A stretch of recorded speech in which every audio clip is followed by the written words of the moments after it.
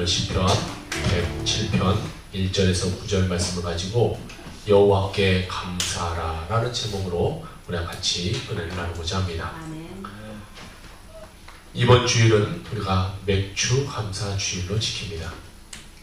맥주 감사 주일은 언제부터 시작되었냐, 쭉 올라가다 보면 출애굽 시대 때부터 이 맥주 감사절이 시작되게 됩니다. 출애굽기 23장 16절 맥주절을 지키라. 이는 내가 수고하여 밭에 뿌린 것에 첫 열매를 거둠이라 라고 말하고 있습니다. 하나님께서는 애굽 땅을 출발한 이스라엘 백성에게 맥주절을 지키라 라고 명령하고 있습니다. 이스라엘 백성은 하나님의 명령을 따라 가나안 땅, 그 약속의 땅에 입성하기 전 광야 생활 40년 가운데도 맥주절을 지키게 됐다는 것입니다. 우리나라에는 이 맥주 감사절이 우리나라 이 농경 사회와 이것이 합쳐져서 토착화된 그러한 절기가 맥주 감사절이 됩니다. 예전에 우리 어른들은 보릿고기라는 것을 지냈습니다. 너무나 힘든 시기를 지내고 보리를 추수할 때에 감사함이 있었어요. 그래서 그 보리를 거두면서 특별히 하나님께 감사하고자 했던 그것을 맥주 감사절로 교회의 전통으로 지키게 되게 된 것입니다. 사도 바울은 우리에게 말합니다. 범사에 감사하라. 너희를 향한 하나님의 뜻이다 라고 말합니다. 우리는 범사에 감사해야 되지만 특별히 곡식을 거두고 잔치를 하기 전에 하나님께 먼저 감사의 예를 다하는 것이 감사주일의 참된 의미라고 말할 수가 있는 것입니다. 그러나 이런 감사절이 되면요, 소수 조금 그런 목사님들은 이 헌금을 걷는 그런 시기로 생각을 합니다. 그래서 말합니다. 10의 1조를 이 감사헌금으로 드려라. 또 어떤 목사님들은 10의 2조를 드려라. 어떤 분은요, 한 달에 이 전체의 공복을 드려라 라고 말씀하시는 목사님도 있어요. 제가 모셨던 목사님 중에도 그런 분이 있었어요. 강조해서 헌금을 많이 내도록 말합니다. 하나님이 돈이 없어서 헌금을 많이 내라고 하겠습니까? 하나님이 뭐가 부족해서 여러분에게 많은 것을 내라고, 뭐 한 달에 월급을 다 내라고, 뭐 10의 몇 조를 내라고 하나님이 그렇게 말씀하시겠습니까?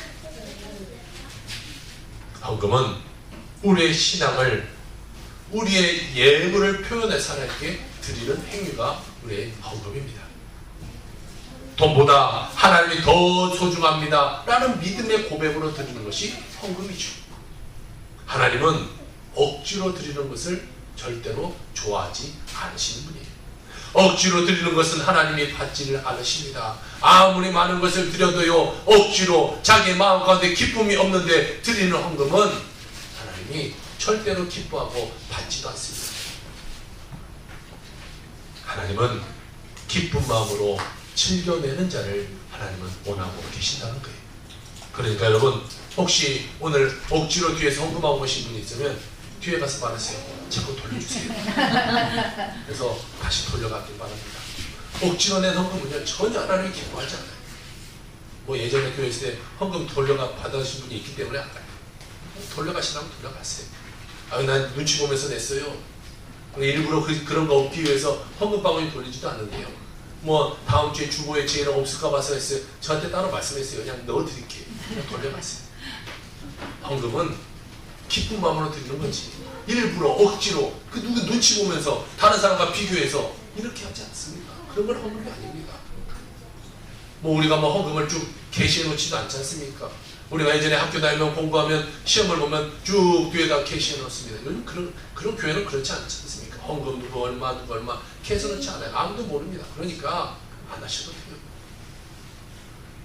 여러분의 마음에 기쁨이 있을 때 드리는 헌금은 하나님이 받는 거지, 억지로 드리는 헌금 하나님이 절대로 기뻐하지 않는다는 거예요. 오늘날에는 농경시대가 아닙니다.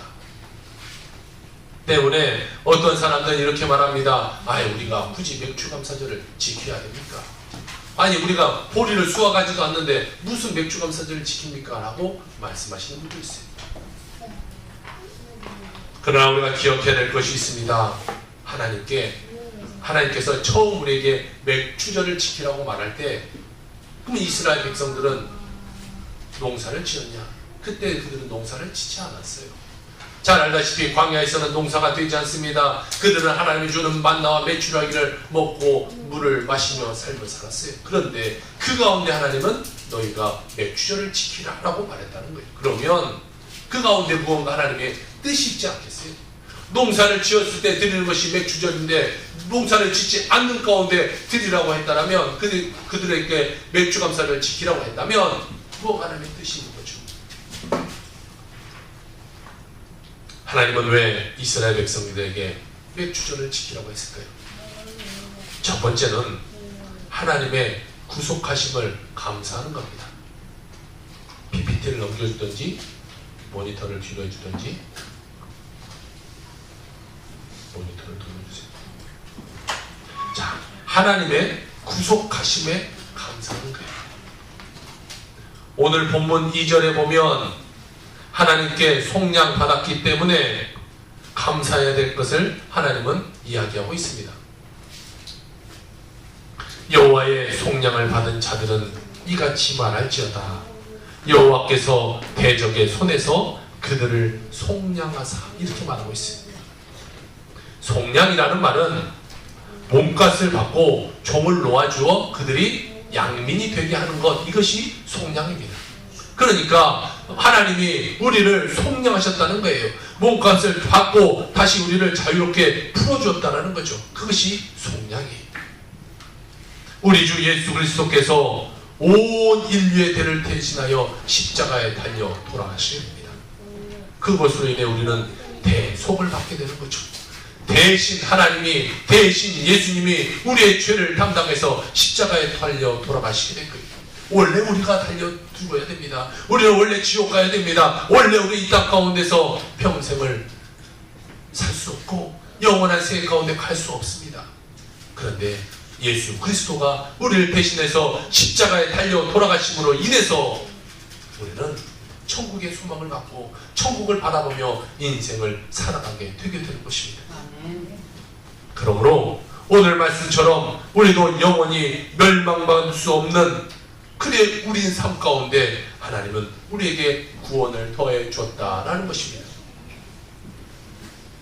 이것이야말로 최대의 감사 조건이 되게 되는 것이죠. 하나님께 우리는 이것 때문에 감사할 줄 아는 여러분의 삶이 더해야 될 줄로 믿습니다. 뭔가 큰 것이 있어서 감사가 아니에요.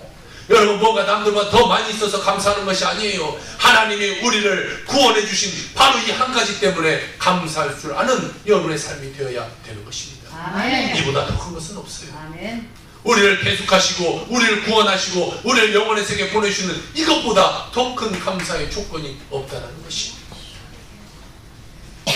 우리가 감사절을 지킬 때마다 무엇보다도 우리 주님의 구속의 은혜를 깊이 깨닫고 거듭 감사하고 또 감사할 줄 아는 우리의 삶이 되어야 될 줄로 믿습니다. 일본에 미즈노 겐조라는 사람이 있습니다. 이 사람은요, 시인인데요, 초등학교 4학년 때 뇌성마비를 합니다. 그래서 전신이 다 망가져버리는 장애인이 되었어요. 자, 이분이 할 수 있는 것은 무엇이냐? 눈만 깜빡깜빡거리는 것 외에는 아무것도 할 수 없었어요. 그런데 이분이 시집을 4권을 냅니다. 마지막 시집이 감사는 밤이다 라는 그러한 시집이에요. 이는 죽고 싶어도 죽을 수가 없었어요. 움직일 수가 없으니까 죽을 수조차 없었어요. 울고 싶어도 울 수가 없었어요. 왜? 옆에서 눈물 닦아줄 사람이 없었어요. 이분은 아무것도 할 수 없었어요. 누워서 할 수 있는 것은 눈만 깜빡깜빡, 이거밖에 다른 할 수 있는 것이 아무것도 없었어요. 이는 온몸이 마비된 상태로 누워서 살고 있는 미즈노 겐조라는 사람입니다. 근데 그가 절망 가운데 어떻게 그가 일어났느냐? 그가 12살이 되었을 때입니다. 어머니가 조그만 가게를 하고 있는데 한 목사님이 그 가게에 빵을 사러 옵니다. 빵을 사러 와서는 목사님이 성경책 한 권을 주고 가요. 어머니는 그 아들을 위해서 계속해서 이 성경을 읽어주기 시작합니다. 이 미즈노 겐조는 그 성경의 말씀을 들으면서 예수님을 마음 가운데 영접하게 돼요. 그전에는 죽고 싶어서 눈물 흘렸지만 그 후로부터는 감사에 감격해서 눈물을 흘립니다. 구원의 기쁨에 은혜에 감사하기 시작하여 그가 울기 시작해요. 아무것도 그는 할 수 없으니까요. 벽에다가 가닥가라를 쭉 써놓습니다. 엄마가 써놓고 엄마가 하나씩 가르치는 거예요. 아, 예, 이 가르치는 거예요. 그 가르치는 숫자에 이 미즈노 겐조 눈을 깜빡하면 그 숫자를, 아니 그 글씨를 엄마는 받아 적기 시작합니다. 그렇게 한 글자 한 글자를 적어서 낸 시집이 바로 이 미즈노 겐조가 쓴 시집이에요. 시집이 한 권, 두 권, 세 권, 네 권 나옵니다. 일본에 많은 사람들이 있고 큰 감동을 얻기 시작해요. 일본에 있는 NHK라는 방송사에서 그의 인생을 이 다큐로 만들어서 일본에 방영합니다. 많은 사람들이 그 다큐를 보고 예수님께 나오게 되는 역사를 받게 됩니다. 그가 썼던 두 번째 시집의 책 제목이 내 은혜가 내게 조카도다 라는 책의 시집입니다. 그 중에 시 한 편을 제가 소개해드리도록 합니다. 제목은 그리스도를 알기 위함이라는 걸 깨달았습니다. 병으로 쓰러졌던 그때에는 눈물이 흐르고 슬펐지만 영의 아픔을 치유하시는 그리스도를 알기 위함이라는 걸 깨닫고 기쁨과 감사로 바뀌었습니다. 친구에게 외면당하던 그때에는 밤에 잠들지 못할 만큼 원망스러웠지만 영원히 변치 않은 친구가 되신 예수 그리스도를 알기 위함이라는 것을 깨닫고 기쁨과 감사로 바뀌었습니다.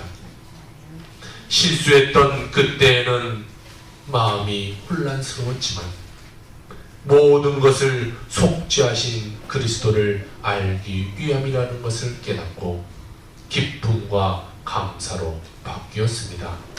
할렐루야. 여러분, 넘치는 감사의 삶을 살기를 주의 이름으로 부탁을 드립니다. 아멘. 여기 오신 분 보니까요, 온몸이 마비되어서 눈만 깜빡깜빡거리는 사람은 한 분도 안 계시네요.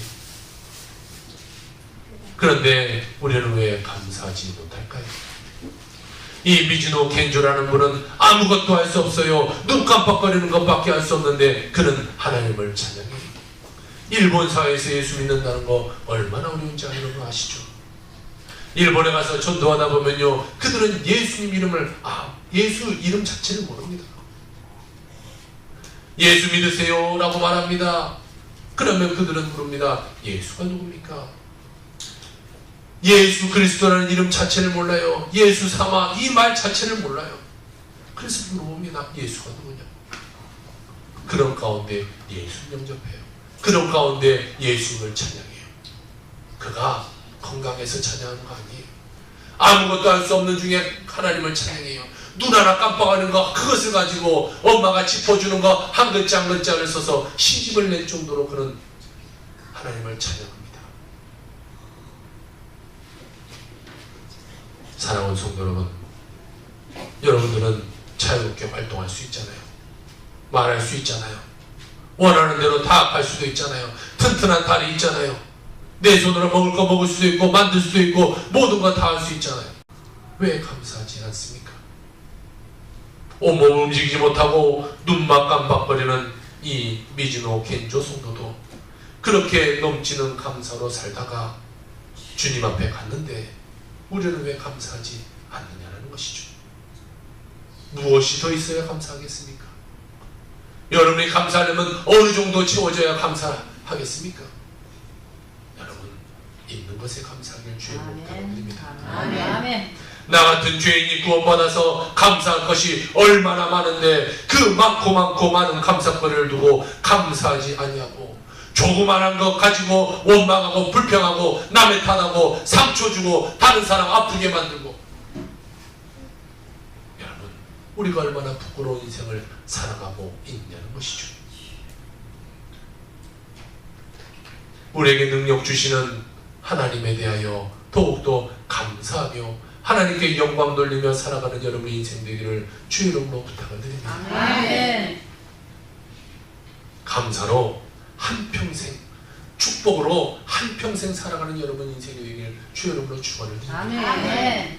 두 번째로는 우리의 소원을 들어주심에 우리는 감사하는 것입니다. 오늘 본문 6절과 9절에 보면 하나님께서는 우리가 여호와께 부르짖을 때 고통 중에서 응답하셨으며 사모하는 자에게 만족함과 좋은 것으로 채워주신다라고 하나님은 우리에게 말씀하고 있습니다. 하나님께서는 우리를 고난 중에 건져주시고 환난 중에 견디게 하셨으며 핍박 가운데 인내하게 하시고 우리가 부르짖을 때 우리의 소원을 들어주시는 분이 바로 우리 하나님 아버지라는 것입니다. 아멘. 물론 우리의 기도가 우리의 마음대로 응답되지는 않습니다. 모든 것은 하나님의 선하신 뜻 안에서 하나님의 그 응답 가운데 모든 기도는 응답되어지게 되는 것이죠. 경우에 따라서는 하나님이 노라고 말할 때도 있어요. 하나님 나 이런 거 원합니다. 하나님이 노, 그건 안 돼.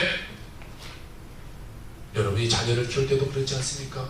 엄마 이거 주세요 저거 주세요. 아 그건 안 돼. 칼은 네가 지금 갖기에는 너무 위험하니까 안 돼. 그것은 위험해. 이렇게 부모가 말합니다. 자녀를 사랑하지 않아서 그럴까요? 아니 사랑하기 때문에 자녀에게 안 되는 것이 있는 것이죠. 하나님도 마찬가지예요. 우리가 기도하지만 하나님 때로는 안 돼. 그것은 아니야. 그렇게 하지 마. 라고 말할 때도 있습니다.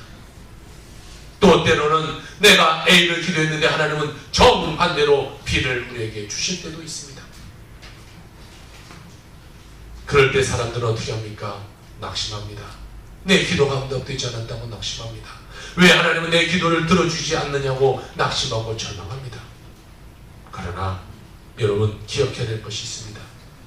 하나님께서는 우리의 부르짖음과 우리의 소원의 기도에 반드시 책임져 주시는 하나님이라는 것이 아멘. 그 노도 응답인 것이고요. A를 원했지만 B를 준 것도 응답이 되게 되는 것이 자녀에게 엄마에게 이걸 달라고 했을 때 그것은 아니고 차라리 이걸 갖고 놀아 라고 말하면 엄마가 줄 때가 있어요.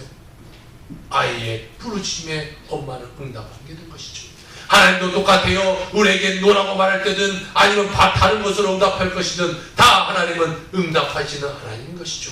우리의 기도에 하나님은 반드시 응답하는 하나님이 되게 되는 것이죠. 그리고 모든 것을 합력하여 선을 이루도록 역사하시는 분이 바로 우리 하나님이 되게 되는 것입니다. 그러므로 여러분 하나님을 믿고 기도하는 여러분 되시길 주로 부탁드립니다. 로마서 8장 28절에 보니까 우리가 알거니와 하나님을 사랑하는 자 곧 그의 뜻대로 부르심을 입은 자들에게는 모든 것이 협력하여 선을 이룬다라고 말하고 있습니다. 지금 당장에는 기도가 응답되지 않는 것 같이 보이지만 좀 더 기다려서 나중에 결과를 보면요 더 좋은 것으로 인도해 주시는 그 하나님을 우리가 만나게 되는 것입니다. 내가 지금 짧은 생각에 하나님 이겁니다 라고 말했지만 하나님은 그게 아니야 이것이야 라고 말하고 우리가 그 길로 살아갔는데 나중에 뒤에 돌아보니까 그쪽 길은 낭패의 길이고 문제의 길이 되는 것이죠.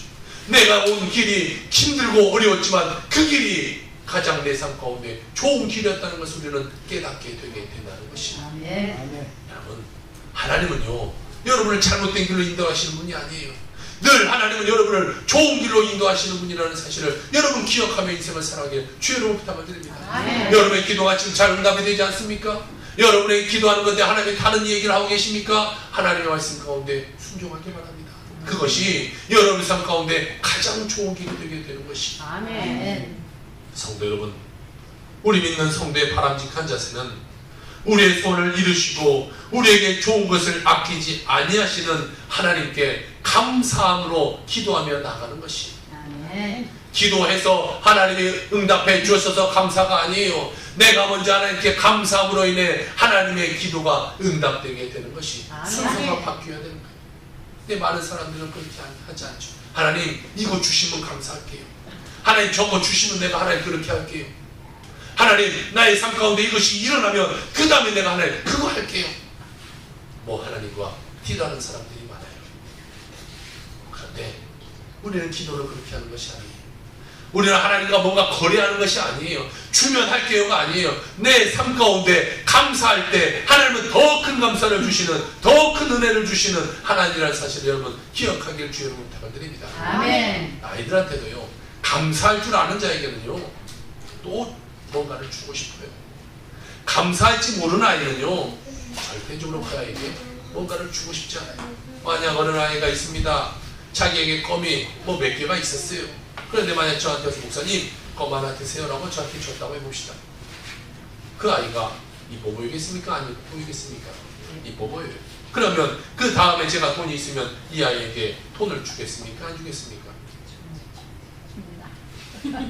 준다고 좀 많이 해줘야죠. 진짜로 여러분에게 주란 것도 아닌데. 자, 제가 돈이 있어서 이 아이에게 주고 싶으면 돈을 줍니다. 그런데 이 아이가 껌을 갖고 있어요. 아이 목사님 하나만 줄래? 아이 싫어, 이건 내 건데요 라고 말했어요. 다음에 제가 돈이 생겨서 이 아이에게 돈을 주겠습니까? 안 주겠습니까? 안 줍니다. 감사할지 모르는 자에게는 안 줍니다. 감사할 줄 아는 자에게 아니 그 모습이 예뻐 보이지 또 좋았자 이 친구는 나에게 껌을 주지 않을 거예요. 제가 돈이 아까워서가 아니죠. 돈이 많아서도 아닙니다. 왜 그래요? 주는 것은 이 아이가 감사하고 있는, 아 고맙습니다, 감사합니다 이 말을 듣고 싶어서 주는 거 아니겠어요? 하나님도 마찬가지예요. 여러분이 감사하면요 하나님이 오 나 감사하네 또 더 주고 싶은 거예요. 하나님은 뭐 엄청나게 많으신 분이기 때문에 마음껏 주시는 거예요. 감사할 줄 알면 더 주는 거예요. 또 감사하면 또 주는 거예요. 그런데 감사할지 모르는 자에게는 하나님이 주지 않아요. 왜? 감사할 줄 모르는 자는요 줘도 아유 내가 잘돼서 그래요. 아니 내가 잘해서 그래요. 아니 내 삶 가운데 그냥 일어날 거니까 일어나죠. 하나님이 배제돼 버리는 거죠. 그러면 하나님은 그 사람에게 축복해 주지 못하게 되는 거예요. 그 자가 더욱더 교만해지고 그 자는 점점 하나님을 멀어지기 때문에 차라리 그 사람이 어려워져서 하나님께 매달리기를 더 원하고 계시는 분이 하나님이라는 거예요. 힘들게 만들려는 것이 아니에요. 더 중요한 것은 뭐냐? 하나님께 감사할 줄 아는 마음, 하나님께 매달리는 마음, 하나님께 의지하는 그 마음, 그것이 더 중요하게 된다는 것이죠. 우리 예수님께서도 우리에게 마태복음 7장 11절에 이렇게 말하고 있네요. 너희가 악한 자라도 좋은 것으로 자식에게 줄 줄 알거늘 하물며 하늘에 계신 너희 아버지께서 구하는 자에게 좋은 것으로 주시지 않겠느냐. 그렇습니다. 우리 하나님께서는 독생자 예수 그리스도를 아끼지 않고 여러분의 삶 가운데 내어주신 분이에요. 하나님이 이 땅 가운데 오셔서 십자가에 달려 돌아가셨다는 거예요. 누구 때문에요? 우리가 아니라 나 때문에. 나 때문에 예수 그리스도가 이 땅 가운데 오셨다는 거예요. 뭔가 우리라고 하면 뭔가 분할되는 것 같잖아요. 100% 나 때문이 아닌 것 같아요. 그런데 나 때문에 오시고 100% 나 때문에 오시고 나 때문에 오셔서 사람들에게 욕먹고 사람들에게 침뱉음을 당하고 사람들의 채찍을 맞고 사람들에게 무시당하고 시기하고 십자가에 달려 들어가셔서 손과 발에 못을 찔리고 가시면류관을 쓰시고 옆구리에 창을 찔리셔서 온몸에 불과 피를 다 흘려 쏟아서 우리를 구원해 주시는 그 예수 그리스도를 우리에게 주셨는데 하나님 여러분에게 못 주신 것이 무엇 있겠어요? 여러분이 만약에 여러분의 자녀를 제가 잘못해서 죽어야 되는데 여러분의 자녀를 대신해서 죽을 수 있다면 한다면 여러분 다른 것을 못 줄 부모가 어디 있겠어요? 차라리 내 자녀가 아니고 다른 것을 주지 내 자녀를 주는 부모는 없을 거예요. 그런데 하나님은 하나님의 독생자 예수 가장 아끼는 하나님 그 하나님을 이 땅 가운데 보내셔서 하나님 자신이 우리를 대신하여 십자가에 달려 돌아가시겠다는 거예요. 그런데 하나님 여러분에서 여러분이 기도하는 것을 안 들어주신 하나님이 되겠냐는 거죠. 하나님은 어떤 하나님이냐? 하나님은 좋으신 하나님이에요.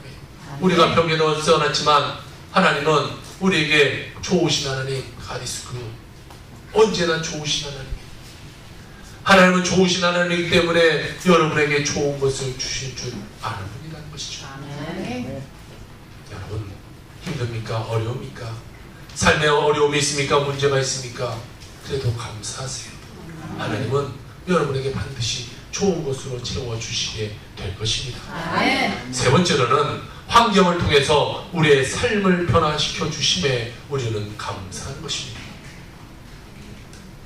오늘 본문 107편 33절과 35절에 우리 하나님께서는 강이 변하여 광야가 되게 하시며 샘이 변하게 하실 뿐만 아니라 광야가 못이 되게 하시며 마른 땅이 변하여 샘물이 되게 하신다라고 우리에게 말씀하고 있습니다.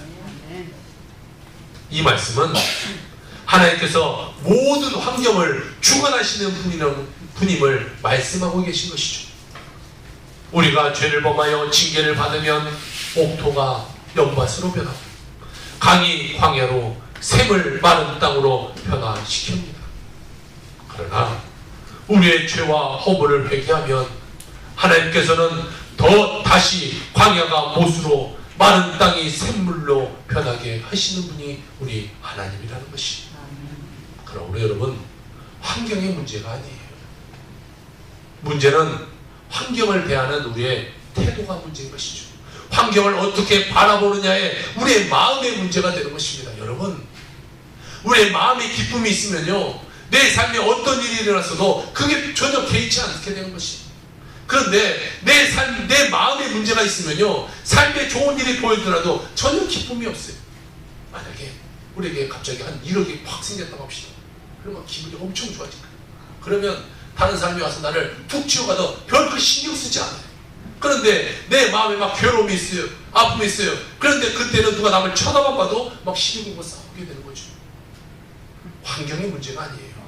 나의 태도와 나의 마음의 문제에 따라 이 삶은 달라지게 되어 있다는 것이죠. 아무리 좋은 환경이 주어졌다고 할지라도 불평하는 사람에게는요, 그 환경은 늘 어려움이 있는 것이, 곤란에 처했을지라도 감사할 줄 아는 자에게는요, 그 삶에는 기쁨이 넘치는 삶이 되게 되는 것입니다. 문제는 우리 마음이에요. 우리의 태도예요. 환경을 대하는 우리의 태도가 우리의 삶을 풍성하게 할 것인가, 우리의 삶을 문제 가운데 몰고 낼 것인가가 결정되게 되게 된다는 것이죠. 그리스도인은 환경의 지배를 받는 사람이 아닙니다. 그리스도인은 환경을 지배하는 사람이 그리스도인이 되는 것입니다. 하나님이 아담에게 말하지 않습니까? 모든 것을 다스려라. 모든 것을 네가 이름 붙인 대로 그것이 그의 이름이 될 것이라고 말하고 있습니다. 여러분, 우리는 이 땅을 다스리는 사람이 되어야 돼요.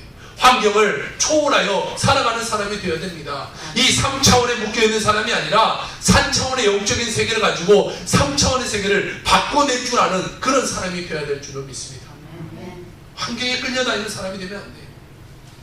환경에 늘 어려움 가운데, 늘 문제 가운데, 그 가운데 빠져있는 사람이 되어서는 안 돼요. 환경이 어려울지라도 기쁨이 있는 그런 삶이 되어야 될 줄로 믿습니다. 아멘. 장미나무에는요, 예쁜 장미꽃도 피지만 이 찌르는 가시도 있습니다. 어떤 사람은 그것을 보면서 무언 장미꽃에 이런 가시가 있느냐고 불평하는 사람이 있어요. 어떤 사람은요, 이런 가시나무에도 어떻게 이렇게 예쁜 장미꽃이 피냐라고 말하는 사람이 있다는 것입니다. 장미나무를 보면서도 한 사람은 가시를 보는 것이고, 한 사람은 예쁜 꽃을 보게 되는 것입니다. 한 사람은 나쁜 환경을 보는 것이고, 그래서 그 가운데 고통하며 한탄하는 것이고, 또 한 사람은 좋은 것을 발견하고 감사하며 기뻐할 줄 아는 사람이 되게 되는 것입니다. 그래서 볼 때 사람에게는요, 세 종류의 사람이 있습니다. 감사할 이유가 있어도 감사하지 않는 그러한 사람이 있어요. 또 어떤 사람은 감사할 이유가 있어야 감사하는 사람이 있어요. 또 어떤 사람은요, 감사할 이유가 없는데도 감사하는 사람이 있어요. 감사할 이유가 있다면요, 당연히 감사하죠. 그것은 믿지 않는 사람도 다 그렇게 합니다. 길 가다가요, 돈 주워오세요. 다 감사해요. 감사하지 않은 사람 없어요. 예수 안 믿어도 다 감사해요. 뭐 불교 믿어도 다 그건 감사해요. 할렐루야를 외치는 거다. 그런데 감사할 조건이 없는데도 감사할 줄 아는 그런 사람은요, 그게 진짜 믿음의 사람, 그게 정말 기독교인 아니겠습니까? 감사할 이유가 있는데도 감사하지 않는 사람은요, 배은망덕한 사람이죠.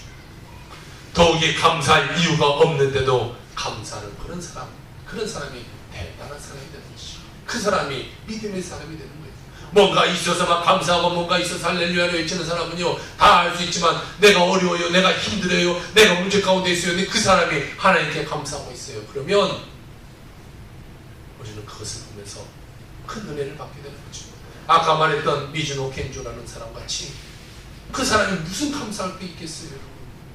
여러분이 오늘 하루아침에 갑자기 전신이 마비되어서 눈만 깜빡거리고 있다면 여러분은 그처럼 감사할 수 있겠습니까? 써있는 손가락 하나하나 가르치는 것에 눈 깜빡하여 그것으로 하나님을 찬양하는 시를 4번이나 써서 여러분 낼 수 있겠습니까?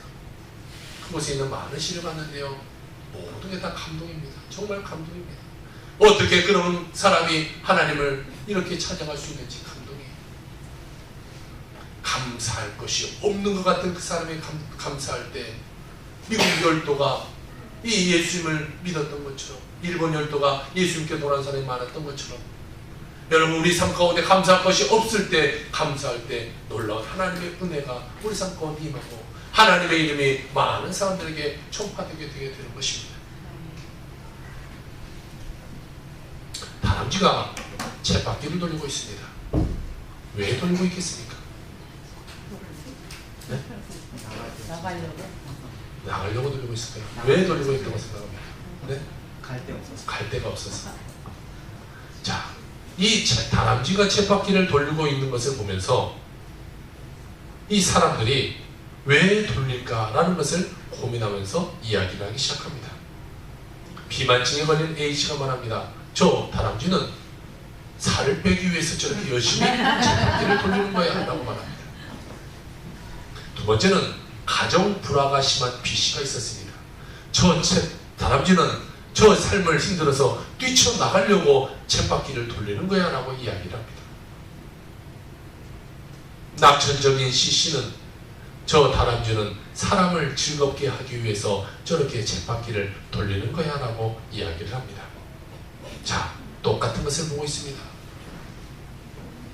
그런데 자기의 처지와 사람들은 같은 얘기를 하고 있다는 거예요. 여러분 뭐라고 얘기했어요? 나가려고. 자, 자기의 처지와 같은 것을 보면서 똑같이 다람쥐는 쳇바퀴를 돌리고 있는 것을 다르게 해석하더라는 것이, 이처럼 똑같은 상황을 두고도 사람들의 생각은 다 다르게 되는 것이죠. 김학중 목사님이 쓴 책이 하나 있는데 내 생각에 터닝 포인트라는 책이 있어요. 이 책에서 이런 말을 해요. 사람은 생각을 어떻게 하느냐에 따라 인생이 바뀝니다. 행복하다고 생각하면 행복이 찾아옵니다. 행복하다고 선포해 보십시오. 그러면 더 큰 행복이 찾아올 것입니다. 좋은 일만 생각하면 우리의 인생은 더욱 멋진 인생이 될 것입니다 라고 이야기합니다. 여러분, 맥추감사절을 지키는 것도 같은 맥락입니다. 어떤 사람은 나는 농사꾼이 아닌데, 나는 보리 농사를 짓지 않는데, 나는 밀 농사를 짓지 않는데 무슨 맥추감사절을 지킬 필요가 있느냐고 생각하는 사람도 있습니다. 반면에 신실한 그리스도인은 올해의 절반을 하나님 무사히 살게 하심에 그 은혜에 감사하여 감사드리는 그 계기로 삼는 사람도 있습니다. 노버트 슐러 목사님의 처남인 프랑크 벤더 마틴이라는 사람이 있습니다. 그 사람은 18살 때에 아이오와주 슈카운티에 있는 제일 많은 바이올리니스트였어요. 제일 유명한 바이올리니스트였어요. 그런데 어느 날 아버지가 하고 있는 대장간에 가서 이렇게 구경하고 있다가 쇳물이 탁 튀어서 이 왼손에 그 쇳물이 떨어져 왼손이 다 붙어버리게 됐어요. 손가락은 엄지손가락 하나 남았습니다. 자, 이 하나 남은 엄지손가락으로 바이올린을 킬 수가 있습니까? 없습니까? 불가능합니다. 여러분 5손가락 다 있어도 우리는 못해요. 그런데 한 손가락 남았어요. 그런데 이 프랭크 반더 마틴이 이 한 손가락으로 막 열심히 이 바이올린을 연습하기 시작합니다. 그는 낙심하지 않았어요. 자기는 이 한 손가락으로 연주해서 자기는 이 훌륭한 바이올리니스트가 된 것을 꿈을 갖고 있었습니다. 비관하지도 않았어요. 나는 할 수 있다. 한번 해보자. 그런 마음을 갖고 있었어요. 그는 결국에는 그 엄지손가락 하나로 바이올린을 잘 탈 수 있는 사람이 되었어요. 그래서 그 교향악단의 뛰어난 바이올리니스트가 되게 된 것입니다. 한 손가락으로, 아니 오른손이 그런다면 어떻게라도 이것을 키를 잡고 한번 해보겠지만 왼손은 이 현을 잡아야 되는 손이기 때문에 손가락으로 불가능합니다. 4줄을 잡을 때도 있고, 한 줄 잡아야 될 때, 2줄 잡아야 될 때도 있고, 이쪽에서 저쪽을 잡아야 될 때도 있는데 이 엄지손가락 하나로 그는 그 교향악단에서 최고의 바이올리니스트가 되게 됐다는 것입니다. 사람은 자기가 불구자라고 생각할 때까지는 불구자가 아니다 라고 그는 이렇게 말합니다. 나는 결코 불구자라고 생각하지 않는다 라고 그는 이렇게 말해요. 로버트 슐러 목사님도 불가능한 일이 존재하는 것이 아니라 불가능하다는 생각이 있을 뿐이다 라고 우리에게 이야기하고 있습니다. 불가능하다고 생각하면 모든 것이 불가능합니다. 그러나 가능하다고 생각하면 모든 것은 가능해질 수가 있는 것입니다. 여러분의 삶의 모든 문제도 마찬가지입니다. 여러분이 가능하다라는 마음을 먹고 하나님께 맡기면 그것은 반드시 이루어지게 되어 있습니다. 우리가 교회적으로 우리가 개척 5개월 만에 하나님 30명의 예배자를 주시옵소서 32명의 예배를 드렸고, 6월 만에 개척 10개월 만에 하나님 50명의 예배자를 주시옵소서 57명이 모여서 예배를 드렸습니다. 여러분, 믿고 구하면 모든 것이 이루어지게 되어 있습니다. 연말까지 우리 또 100명을 위해서 기도합니다. 여러분, 기도하면 되게 되어 있어요. 그것을 보면서 여러분의 삶에 적용하기 바랍니다. 아, 교회적으로 되는구나. 그러면 내 삶에도 한번 적용해보자. 내가 아프고 힘들고 어렵고 문제가 있는데 그 가운데 대입해보는 거예요. 하나님 믿습니다. 반드시 될 줄로 믿습니다. 대입해서 하나님의 은혜를 체험해보는 거예요. 하나하나 처음 것에부터 여러분 가보는 겁니다. 그러면 여러분의 삶 가운데 놀라운 은혜가 이루어지게 되어 있는 것이죠. 우리는 그것을 믿고 감사하는 거예요. 이런 말이 있습니다. 감사는 인간의 언어가 아니라 하나님의 언어다라는 말이 있습니다. 일본의 신학자 우치무라 간조는 우리가 이해하고 깊고 열심히 뛰어난 행동은 한다 할지라도 하나님을 향한 높은 감사심이 없다면 생명 있는 신앙생활이란 불가능하다라고 우리에게 말합니다. 바로 감사는 믿음의 결론이라는 것이. 사랑하는 성도 여러분, 아무쪼록 이 맥주감사주의를 맞이하면서 하나님의 은혜와 축복을 깨닫고 여러분의 삶 가운데 하나님 아버지께 감사하는 삶을 살기를 주의 이름으로 부탁드립니다. 상반기 가운데 은혜 주신 그 하나님, 여러분을 지키시고 보호하셨던 그 하나님이 2017년도 후반기에도 지켜주시길 믿고 간구하며 나아가는 여러분 되길 바랍니다. 오늘의 감사가 이 연말까지 이어지시길 원하고 여러분의 평생까지 이어지길 원합니다. 늘 감사함으로 살아 여러분의 삶에 더욱더 더 큰 감사가 이루어지기를 주의 이름으로 축원합니다. 아멘. 기도